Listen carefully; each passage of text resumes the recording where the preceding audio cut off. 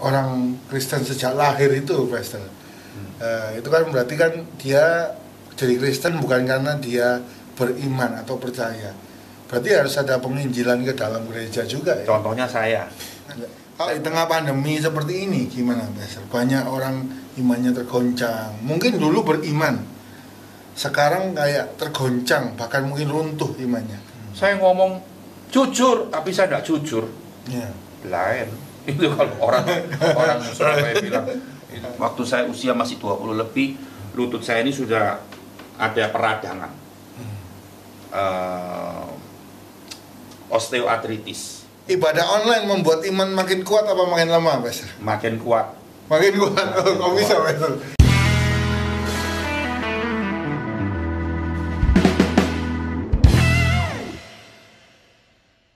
Shalom, puji Tuhan, Bapak Ibu Saudara, kita bertemu kembali dalam podcast Pastor Ishak bersama seorang hamba Tuhan yang menjadi gembala dan mengalami mujizat yang luar biasa, yaitu Tuhan menyembuhkan sakit jantungnya. Wow ya, bersama Pastor James Ong. Puji Tuhan, terima kasih sudah hadir kembali, Pastor James. Wah, puji Tuhan, senang sekali kita bisa bertemu kembali. Kalau Bapak Ibu Saudara mungkin ingin mendengar kesaksiannya, bisa melihat video yang sebelumnya bersama Pastor James Ong. Puji Tuhan, hari ini kita bahas mengenai iman. Ya, menurut Pastor James Ong, kalau jadi orang Kristen, ada nggak orang Kristen yang nggak beriman? Banyak. Oh, Jawaban saya satu kata, banyak. oh. Ya, kenapa bisa terjadi seperti itu, Pastor? Ya, orang Kristen, nama Kristen itu sebetulnya kan kita menjadi pengikut Kristus. Yes. Kristen itu kan artinya itu. Yes. Tapi kan di akhir zaman ini timbul sebuah fakta. Banyak yang orang menamakannya dirinya orang Kristen itu cuman sebatas dia minggu ke gereja. Ya, itu yang saya lihat. Nah, bukan rahasia umum lagi itu. Jadi orang Kristen, oh, kamu apa Kristen? Oh ya, sekedar KTP-nya Kristen, sekedar minggu ke gereja. Tapi kehidupannya jauh dari kehidupan pengikut Kristus. Yang namanya orang beriman tadi itu. Kalau orang beriman itu ya modelnya kayak kita lihat tokoh-tokoh iman harusnya di Alkitab. Itu harusnya seperti itu. Tapi kan, makanya tadi kan Pastor Ishak tanya, apakah ada orang Kristen yang tidak beriman? Saya langsung bilang banyak. Ya karena itu. Gitu. Jadi banyak orang Kristen yang menamakan dia Kristen tapi cuman sebatas KTP Kristen, minggu ke gereja, itu aja. Kehidupannya jauh dari apa yang Alkitab ajarkan. Ya gaya hidupnya amburadul, kacau sekali, nak karu-karuan. Banyak itu. Wow. Banyak jawabannya ya, orang Kristen yang nggak beriman. Nah, apa tanda bahwa seorang itu punya iman? Seorang punya iman, itu gini loh, iman itu sebetulnya kan lain kata, persamaan kata dari iman itu kan percaya. Yes. Dia percaya kepada siapa? Kepada Yesus Kristus. Ya. Dia percaya pada Yesus Kristus dan dia menghidupi kehidupannya, kepercayaannya itu. Itu seharusnya menghidupi. Kata menghidupi itu dalam artinya. Jadi ketika saya percaya pada Yesus, saya bukan cuma sekedar percaya, bukan cuma sekedar minggu ke gereja, tapi saya menghidupi kehidupan Kristus dalam hidup saya. Ya itu dia. Nah, lalu ketika kita menerima Yesus, kita percaya dan menerima Yesus secara pribadi, itu kan dia memberikan sebuah karunia kepada kita, karunia iman. Setiap orang yang menerima dia sebagai Bapak, sebagai juru selamat, kita anaknya, dia memberikan karunia iman. Itu ada dalam kitab Perjanjian Baru. Yes. Ukurannya semuanya sama. Sama semua. Tidak ada yang kasih iman gede, iman kecil, iman tidak ada. Semuanya sama. Ya. Cuman sekarang setelah kita menerima karunia iman yang sama itu, kita menghidupi enggak. Iman yang dia berikan pada kita itu kita kembangkan enggak. Nah itu dia. Nah kalau orang Kristen sejak lahir itu, Pastor, Itu kan berarti kan dia jadi Kristen bukan karena dia beriman atau percaya. Berarti harus ada penginjilan ke dalam gereja juga ya. Contohnya saya. Ya. Saya mulai lahir, orang tua saya sudah pendeta.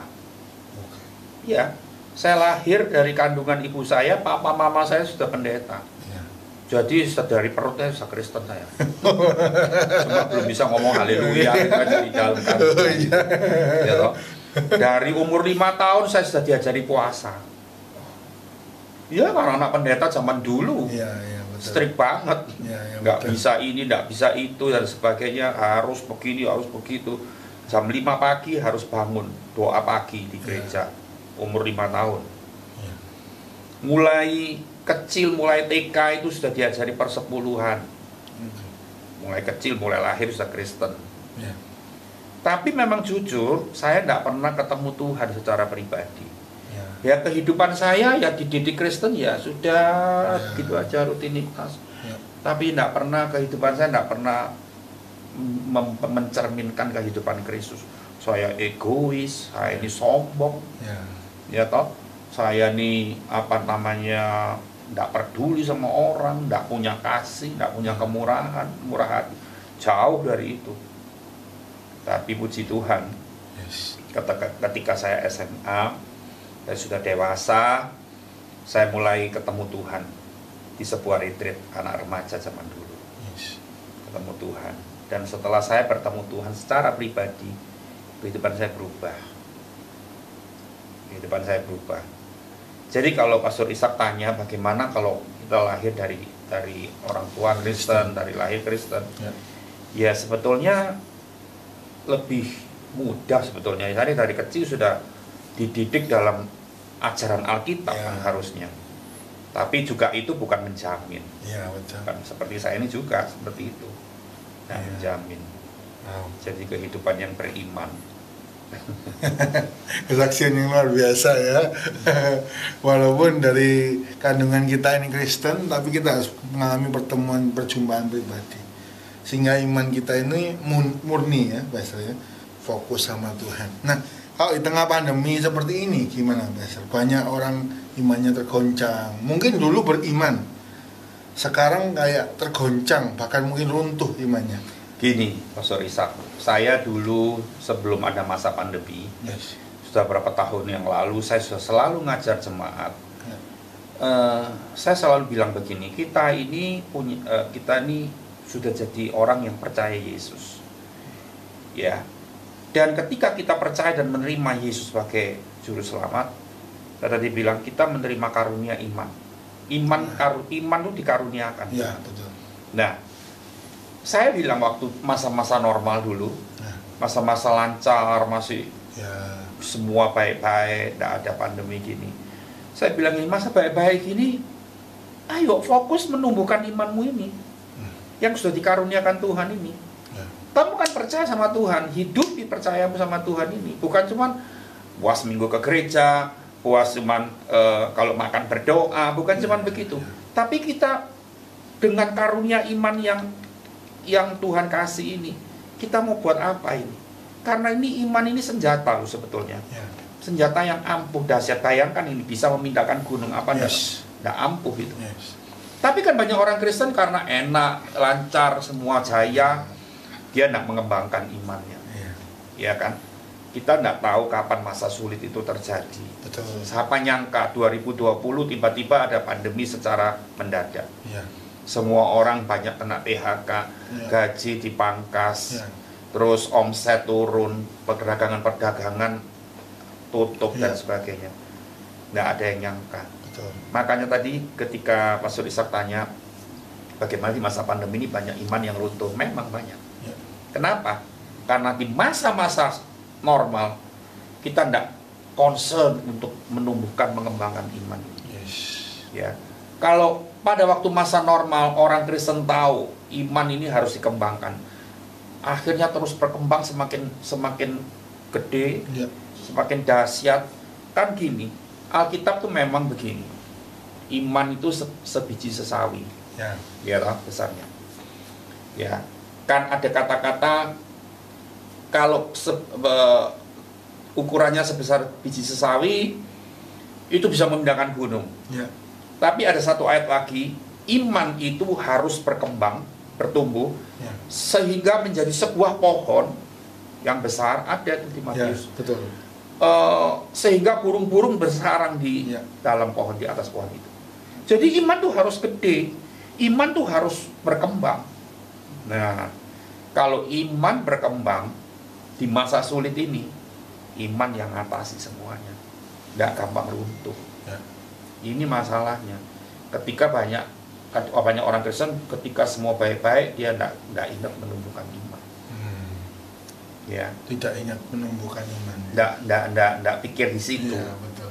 Tidak punya satu fokus untuk mengembangkan iman ini. Ya. Karena kita harus tahu di dunia ini kita akan mengalami masa-masa yang sulit, bukan masa jaya terus. Betul. Ya, ketika masa sulit itu terjadi, iman kita sudah cukup mampu untuk mengatasi semua. Luar biasa. Kayak gitu. Jadi selama masih ada kesempatan, ayo fokus menumbuhkan iman. Iya. Karena iman harus ditumbuhkan, Ya, dikembangkan. menumbuhkan iman kan dengan berbagai macam cara. Salah satu minggu ke gereja, Ya. berdoa tiap hari, Ya. baca firman, merenungkan firman, Yes. memperkatakan firman. Yes. Itu. Ya. Ada satu ayat menarik atau statement menarik dalam Alkitab, yaitu tanpa iman tanpa perbuatan itu mati. Mati. Ya, jadi perbuatannya ya tadi ya Pastor ya, ke gereja tadi ya, baca firman, melakukan firman seperti itu. Ya. Jadi iman tanpa perbuatan mati itu ya memang logis sudah. Karena iman kok cuma ngomong tok, nggak bisa gitu toh. Nggak bisa. Iya, betul. Saya waktu tadi sebelum ini saya bersaksi, saya diganti jantung yang baru sama Tuhan. Yes. Waktu Tuhan berjanji, saya perkatakan iman itu terus, perkatakan kata-kata iman. Yes. Jantungku sudah jadi baru, Yes. jantungku sudah baru. Yes. Nah, saya ucapkan itu terus dengan yakin. Saya bilang begini di dalam pikiran saya bilang gini, Tuhan, di gudangmu itu ada jantung yang baru itu ada. Yes. Ya kan? Kita ini diciptakan oleh Tuhan. Ya, betul. Jadi semua organ tubuh kita ini ada. Ya. Kalau ginjal kita rusak, Tuhan punya ginjal untuk kita. Amin. Tidak perlu cari cangkok ginjal punya orang lain. Kalau jantung kita rusak, Tuhan punya ginjal juga, jantung untuk kita. Kalau mata kornea kita rusak, Tuhan punya kornea yang baru untuk kita, yang cocok dengan tubuh kita. Ya. Semuanya Tuhan punya. Saya yakin dan percaya. Saya ucapkan terus. Seperti Abraham. Ya. Ketika dia umur 75 tahun, dijanjikan seorang keturunan sama Tuhan, Ishak. Tapi dia nunggu sampai berapa lama? 25 tahun. 100 tahun dia baru dapat Ishak. Selama 25 tahun itu dia kalau malam lihat bintang jalan, Tuhan, itu loh anakku seperti itu banyaknya bintang di langit. Kalau dia pergi ke tepi laut, Tuhan seperti pasir itu Tuhan. Lalu dia namanya Abram kan jadi Abraham. Ya.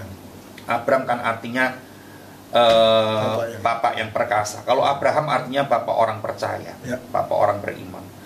Ketika orang panggil, Bram, bukan Bram, aku Abraham. Ini tindakan iman. Tindakan iman. Dan dia tidak ragu-ragu sama 25 tahun. Bahkan istrinya aja sudah mati, sudah tidak haid. Ya. Sudah tidak lagi haid, umur 90. Tapi dia tetap berkata, bintang di langit itu sebanyak itu pun sebanyak itu keturunanku. Ya. Amin. Ya, akhirnya terjadi. Ya, gitu. Jadi Saya bersyukur saya tidak usah nunggu 25 tahun misalnya. Saya nunggu setahun aja gitu. Iya. Iya, puji Tuhan ya. Jadi kita harus punya tindakan iman. Iman tanpa perbuatan itu mati. Nah, batasnya antara beriman dan nekat itu apa, Mas? Ya, kalau beriman itu dari Roh Kudus, kalau nekat itu dari hawa nafsu. Oke. Kita manusia ini kan punya hawa nafsu. Iya. Hawa nafsu kedagingan. Ya. Makanya kita harus hidup di dalam roh sehingga hawa nafsu kita dimatikan. Seperti kata Efesus, Ya. matikan kedagingan, matikan hawa nafsu. Ya. Jadi kalau kita hidup di dalam Roh Kudus, nah, menghasilkan iman itu. Ya. Tapi kalau nekat itu dari hawa nafsu kedagingan. Ya toh. ada sebuah suku di Indonesia ini yang terkenal nekat. Ya. Kan itu bukan iman. Ya, memang karena wataknya mereka turun-temurun nekat-nekat gitu dong. Nah itu nekat, mau dicarok, mau disodok, wah ditunjukkan, nggak takut aku. Nah itu belum tentu, bukan dari iman, tapi dari kedagingannya dia, dari hawa nafsunya dia. Apakah selalu yang beriman itu berhubungan dengan rohani, Pastor? Ya, karena iman itu dari roh asalnya. Gitu, ya. Iya, jadi kalau semua yang berkenaan dengan iman itu asalnya dari Roh Kudus, dari roh Allah. Ya. Itu. Jadi seorang bisa percaya, beriman itu kalau ya baca firman, bahkan mungkin pada saat teduh Tuhan mungkin menaruh sesuatu di hati. Seperti itu, Pak. Dari kita setiap hari punya kedisiplinan waktu bersaat teduh dengan Tuhan, membaca firman, menyembah Tuhan, dan merenungkan firman, memperkatakan firman, mempraktekkan, melakukan firman. Itu membuat kita kan semakin, iman kita semakin terus berkembang. Tapi kan banyak orang pagi hari sudah, tadi saya berangkat ke sini tuh saya terima sebuah WA dari seorang jemaat saya. Biasanya jemaat ini kalau pagi saya good morning, saya kasih ayat, dia selalu respon langsung. Dia baru respon malam tadi nih, sore tadi saya berangkat ke sini. Saya di mobil buka WA, saya baru ketemu, baru masuk. Dia bilang ini, sorry Pak James, saya baru balas, baru respon karena dari melek mata saya langsung buka laptop sampai sekarang. Terus saya bilang gini, lu buka mata tuh buka Alkitab. Buka mata buka laptop. Saya bilang begitu. Nah itu banyak orang Kristen begitu. Melek mata sudah bingung kerjaan. Melek mata sudah bingung langganan-langganan. Nah itu dia. Jadi mau imannya mau tumbuh dari mana? Cuma mengandalkan minggu 1 jam 2 jam. Sekarang nggak boleh loh 2 jam. Masa pandemi ini, jadi terbatas. Ibadahnya jadi 1 jam, jadi 1 jam lebih sedikit. Cuma mengandalkan seminggu sekali ya nggak bisa toh. Bayangkan kalau kita makan seminggu sekali, tuh kurus kita, nggak bisa sehat, ya kan? Secara rohani kita juga butuh makanan yang rutin, gitu. Seperti itu ya Mas. Jadi tindakan-tindakan iman itu kita harus bangun dari kecil-kecil. Betul ya, jadi dari doa, baca firman setiap hari. Nah, kalau contohnya nekat itu ya tadi sembarangan aja dari daging. Dari kedagingan, dari hawa nafsu, nekat. Kalau di gereja ada nggak yang nekat, Pastor? Ada, di gereja kan bermacam-macam jenis. Gitu ya, iya, beraneka ragam. Gitu ya. Jadi ini beda tipis, cuma beda tipis. Tapi kita tahu kalau itu dari Roh Kudus hasilnya iman. Tapi kalau dari hawa nafsu ya kena nekat itu. Nah, bagaimana seorang ini bisa membedakan gitu ya? Kalau pemimpinnya ini nekat atau pemimpinnya ini beriman, itu kan beda tipis. Seseorang tuh punya hati nurani. Sekarang saya jadi gembala. Saya punya ratusan jemaat. Jemaat saya itu masing-masing itu punya hati nurani yang bisa berkata-kata. Kalau saya sebagai seorang gembala yang saya hidup dengan hawa nafsu, saya hidup dengan kedagingan saya tidak melatih diri saya untuk taat sama Tuhan, hidup saya sembarangan dan sebagainya. Ketika saya di mimbar, saya belum ngomong apa-apa. Mungkin saya ngomong tentang firman, tapi orang itu punya hati nurani masing-masing yang bersuara dalam hati masing-masing orang. Dia akan merasakan bahwa tidak usah orang yang peka-peka lah, tidak usah orang peka-peka Roh Kudus, tidak usah. Semua orang aja, lebih banyak orang yang bisa menimbang bagaimana keadaan kita. Makanya jadi pemimpin, jadi gembala ini tidak main-main. Karena ada toh, jadi gembala kalau minggu khotbah, bagus di mimbar, di panggung, tapi kehidupannya tidak kudus. Dia masih bercabul, masih suka melakukan kenajisan. Ya kan? Kita seolah-olah kita minggu suci, pakai jas hitam, pakai dasi, pakai baju putih, ngomongnya firman, tapi orang-orang itu tidak bisa ditipu. Mereka punya roh yang menimbang, roh yang membedakan orang ini gimana. Nah, sekali lagi kalau kita hidup dalam Roh Kudus, mereka akan damai sejahtera. Apa yang kita ngomong ini mereka tangkap, mereka terima. Apalagi kalau saya khotbah, lalu saya bukan cuma ngomong tok, ya kan? Saya menghidupi khotbah saya itu lebih kuat lagi, powerful banget. Jadi ketika saya ngomong, mereka tidak ragu, mereka bisa nangkep, mereka bisa terima dengan sukacita, damai sejahtera.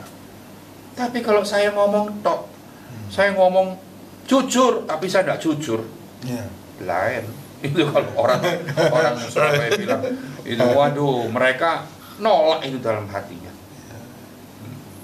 Gitu ya, Mas. Ya. Nah, kalau kita memberi untuk Tuhan, banyak orang beriman bisa, tapi ada juga yang berpikir nekat gitu ya. Apalagi kalau ada beberapa hamba Tuhan ngomong, kan kembalikan 100 kali ganda gitu ya. Oh, ada yang nekat, Mas. Gimana, Mas? Nekat. Dihitung, Mas. Ya, dia bilang, wah, aku kasih 1 juta aja, langsung 100 kali lipat berapa ratus juta nanti saya dapat. Wah, itu pasti dari Tuhan. Kalau orang beriman, dia nggak perlu diming-iming gitu.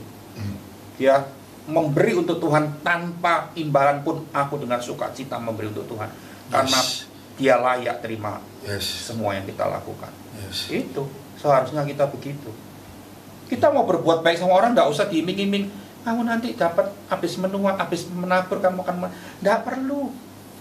Itu dari kemurahan hati kita. Kadang-kadang kalau kita sudah melakukan semua perintah Tuhan setiap hari dengan gaya hidup yang seperti itu, untuk memberi itu gampang, tidak perlu nanti kamu dapat gini, dapat gitu, dapat gitu.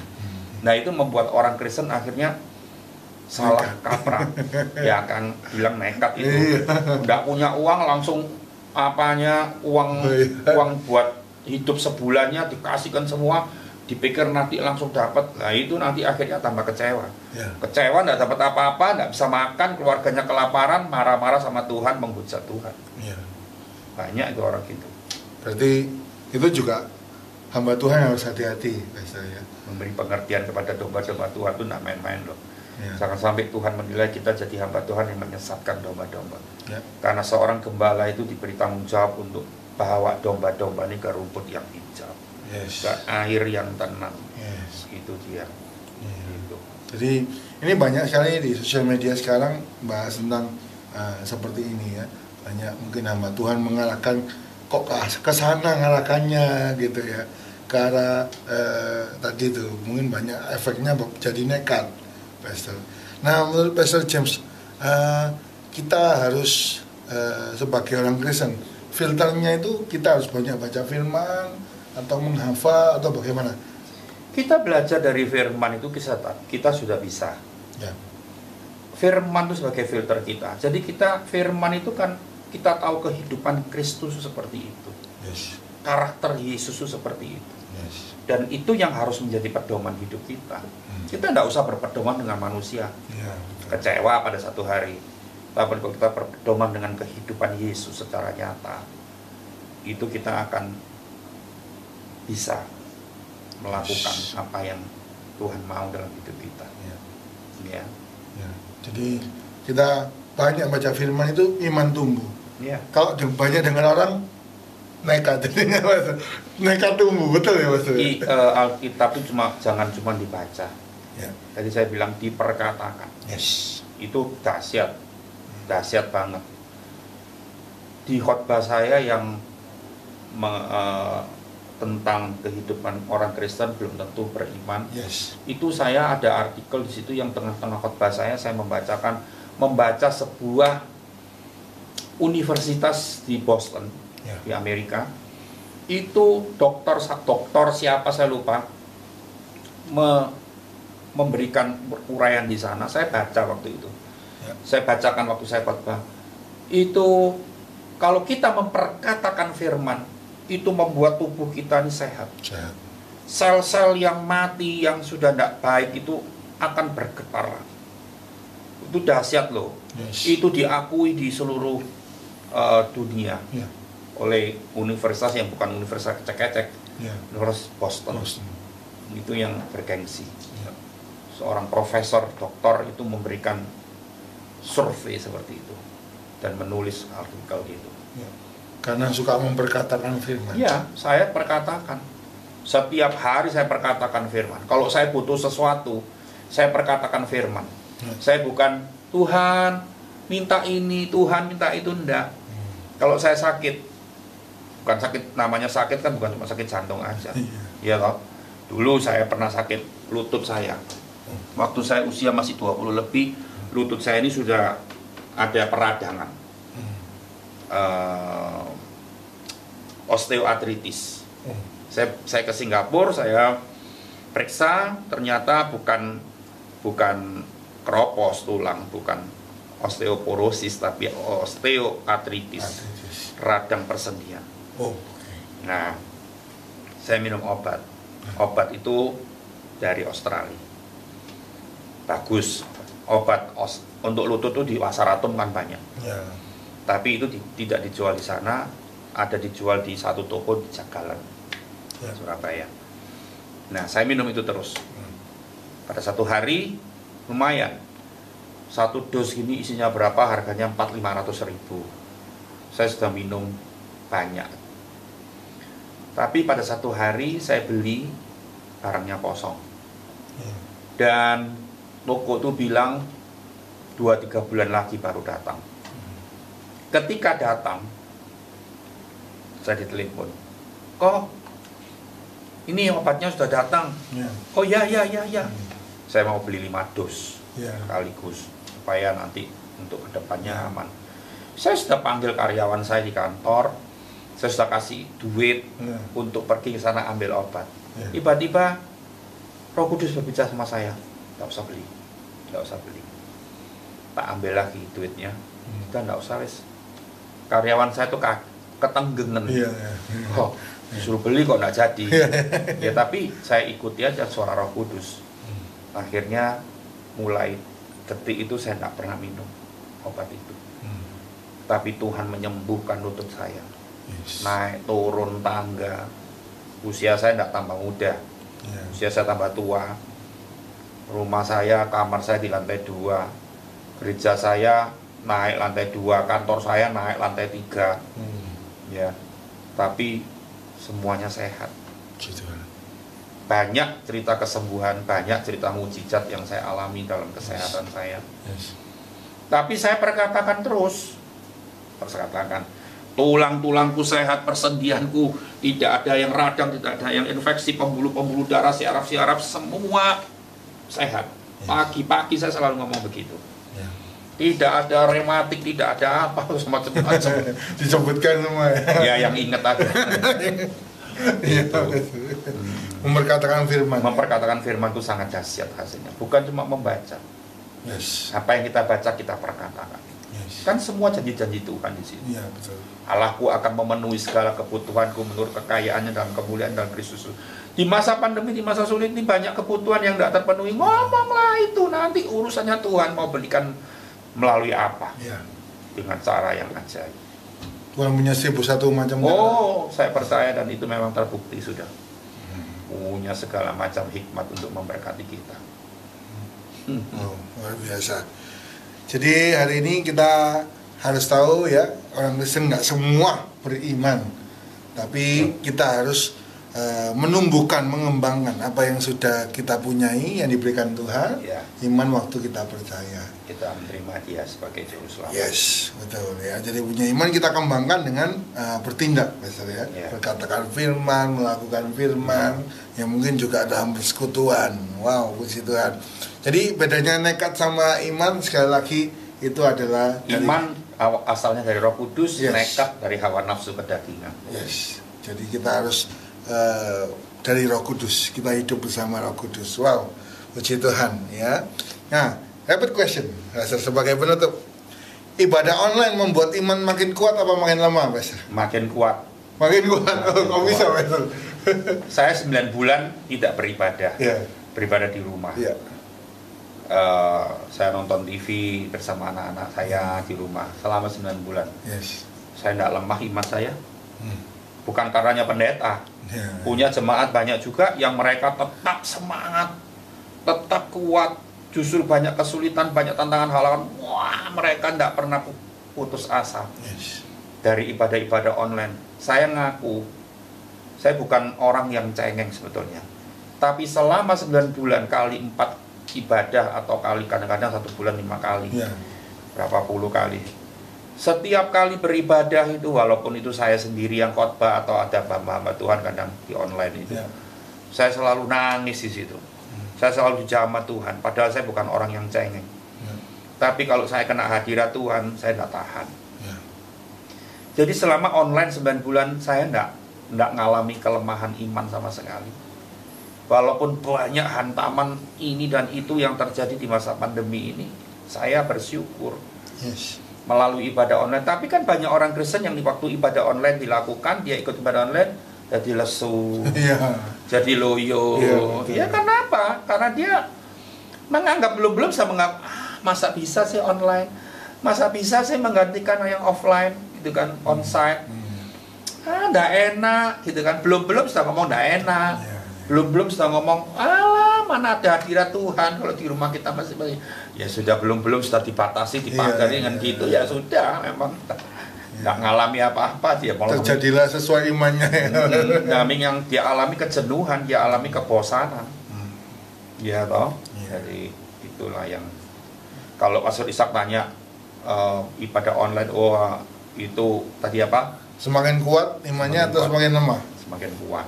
Yes. Ya. Tidak ada alasan untuk semakin lemah. Yes. Nggak ada alasan untuk semakin lemah.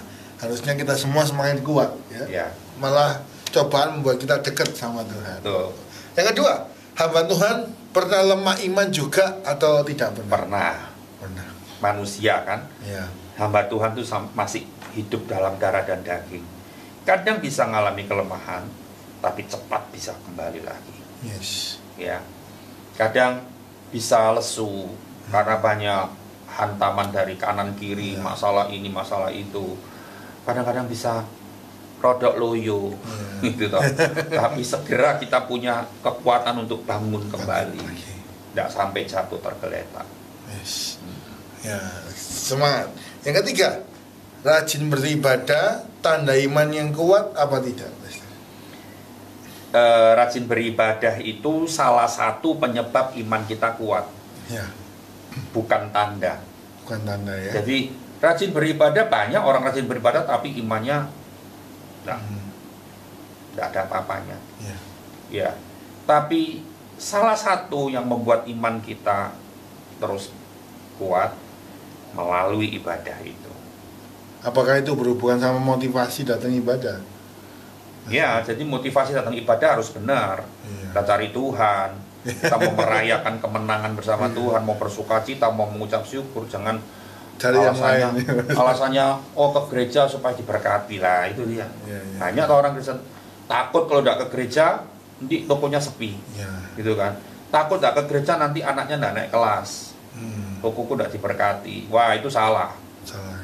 Ya, ke gereja itu cuma dia ingin rindu dengan hadirat Tuhan, ingin merayakan kemenangan, mengucap syukur bersama-sama ke gereja.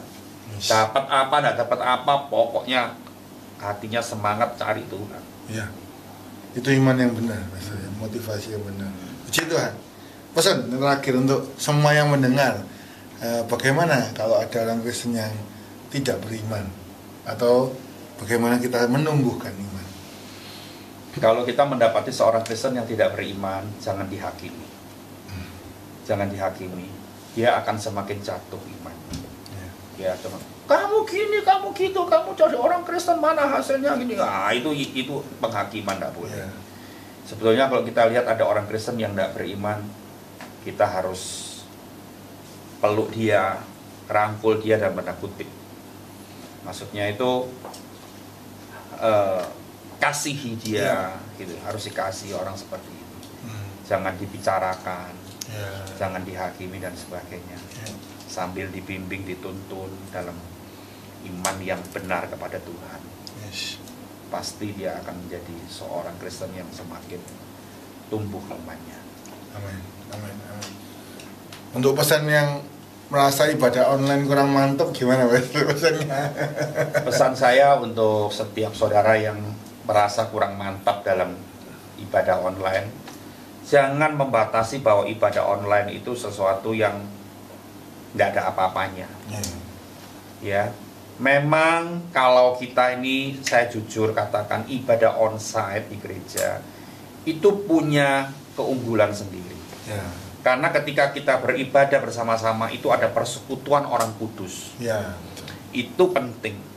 Tapi karena keadaan yang mendesak, kita nggak bisa berkumpul di gereja, kita melakukan sendiri online di rumah.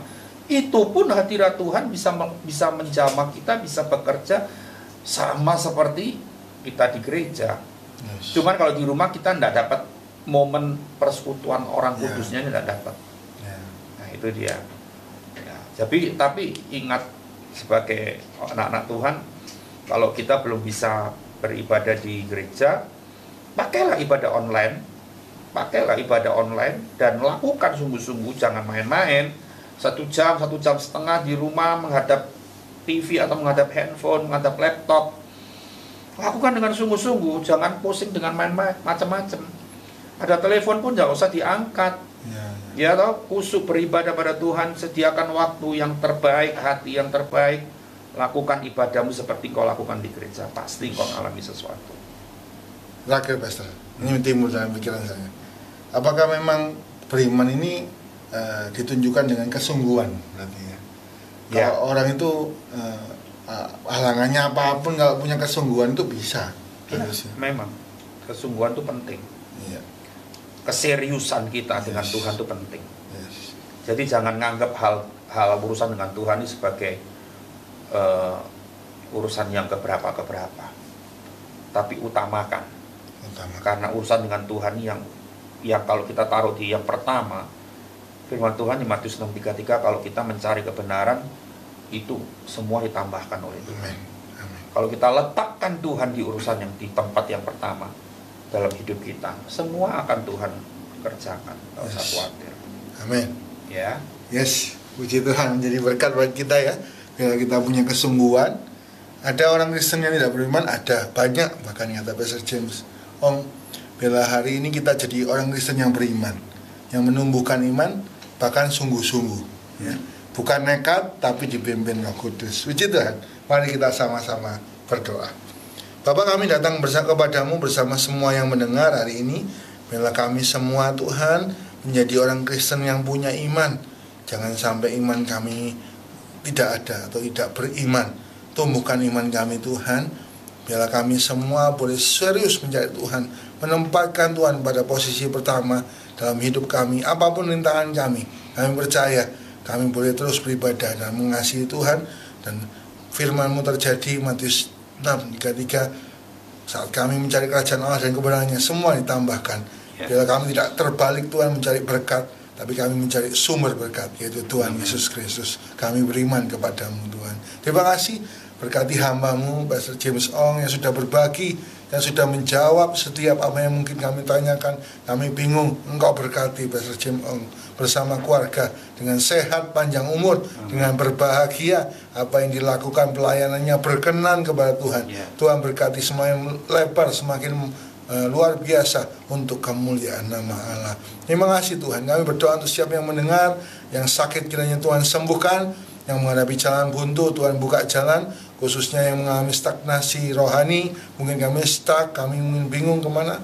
Bila hari ini menjadi jawaban bahwa kami harus menumbuhkan iman kami, walaupun online, kami tetap merasakan sungguh-sungguh mencari Tuhan, dan hadirat Tuhan boleh ada bersama kami semua. Terima kasih Tuhan, kami bersyukur kepadamu. Di dalam nama Tuhan Yesus kami berdoa, ucap syukur, haleluya, amin. Bapak Ibu Saudara, mungkin Bapak Ibu Saudara mungkin punya pertanyaan, silakan tinggalkan di komen. Kalau suka video ini, silakan klik tombol like, subscribe, bagikan. Mungkin ada yang bingung, ada yang kurang semangat ibadah online, kurang beriman, kita ajak tarik kembali ya. Terima kasih Pastor James Ong, Tuhan memberkati kita semua. Sampai jumpa dalam kesempatan berikutnya.